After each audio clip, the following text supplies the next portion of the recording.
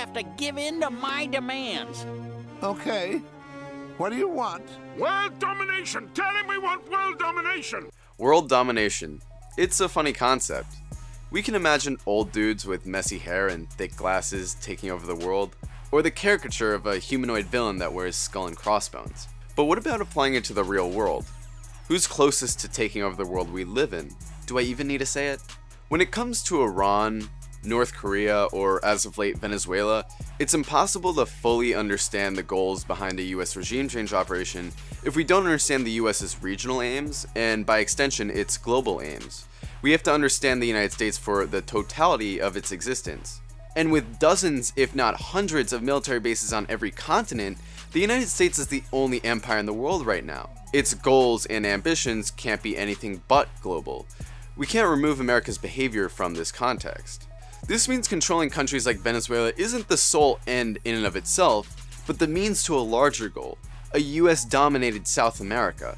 So how does Venezuela fit into all of this? The political character of Venezuela is obviously antithetical to the political character of the United States in many ways. The United States government is run by the rich for the rich. It answers to private interests like banks and the military-industrial complex. The current Venezuelan government acts in the interests of the poor and working class. It's nationalized private industries and factories that exploited Venezuela, which angered Venezuela's rich as well as American businessmen seeking to make profits in Venezuela. Venezuela doesn't have massive industries that make profits solely by manufacturing weapons or issuing predatory loans to poor people that want houses to live in. That's probably why John Bolton called the socialist governments of Nicaragua, Venezuela, and Cuba the troika of tyranny. Their governments are obstacles to US-backed neoliberal hegemony in the region. Venezuela inspires progressive movements in other countries to combat the neoliberal vision as well, threatening to reverse the spread of neoliberalism. So what timeless military maneuver do you turn to take out a cornered enemy? Pincer move, of course. Venezuela sits north of Brazil and east of Colombia, two regional powers being fully backed by the United States. It's physically cut off from more friendly South American countries.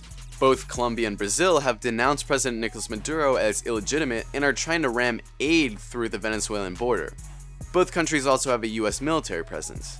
Colombia receives the most US aid in the Western Hemisphere, which is why Hugo Chavez once called Colombia the Israel of Latin America. Colombia acts as a launching pad for the US to carry out its foreign policy goals in South America, very similar to the role Israel serves the US empire in the Middle East. There are several US military bases in Colombia, and Colombia recently became NATO's first global partner in Latin America. Since the 1960s, the US has openly funded the Colombian government and military to suppress left-wing movements, more recently under the guise of preventing drug trafficking.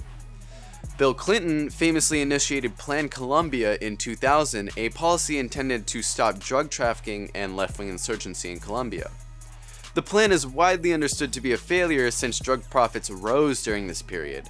The Colombian war on drugs caused a civil conflict that displaced 3 million Colombians.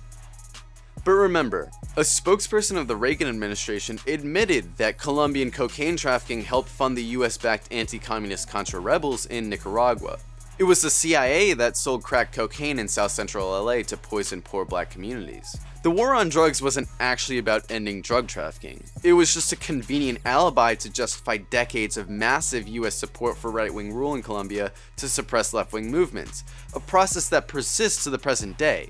They're still trying to accuse Maduro of being connected to Colombian drug traffickers. How convenient. The fruit company Chiquita also pled guilty to paying right-wing paramilitary groups to protect Chiquita's banana interests in the country, resulting in the murder of thousands of Colombians. So this was also about that sweet banana money.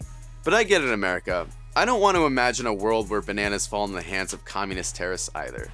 Brazil, on the other hand, recently became a junior partner in the US empire once again. While the US assassinated scores of opposition figures in the 1970s to protect Brazil's neoliberal military dictatorship in Operation Condor, through decades of battle, progressive forces organized under the banner of the Workers' Party and democratic elections were established. The Workers' Party won the 2003 presidential elections, and Luiz Inácio Lula da Silva began implementing progressive reforms, redistributive laws, quotas for press groups, and bolstered workers' rights. Lula was the most popular Brazilian president of all time. Lula's successor, Dilma Rousseff, continued Lula's progressive policies, which began to threaten the rich in Brazil. Leaked audio tapes revealed that Dilma refused to back away from sending white-collar criminals to jail, a prospect that scared the rich into impeaching Rousseff under trumped-up corruption charges. The movement to oust Dilma was led by openly libertarian groups like the Free Brazil movement and Students for Liberty. These groups demanded free markets, deregulation, and privatization of the Brazilian economy.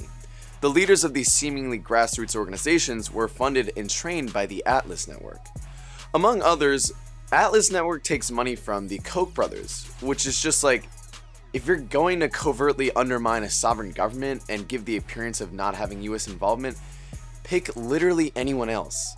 Dilma and her cabinet were replaced by an all-white, all-male cabinet, the first womanless cabinet in Brazilian history. They immediately began rolling back protections for workers, regulations on the wealthy, and even redefined the definition of slavery. The Obama administration hailed this blatant coup as a democratic process. Trump is reading directly out of Obama's Brazil playbook in asserting that Juan Guaidó is the democratically elected president of Venezuela.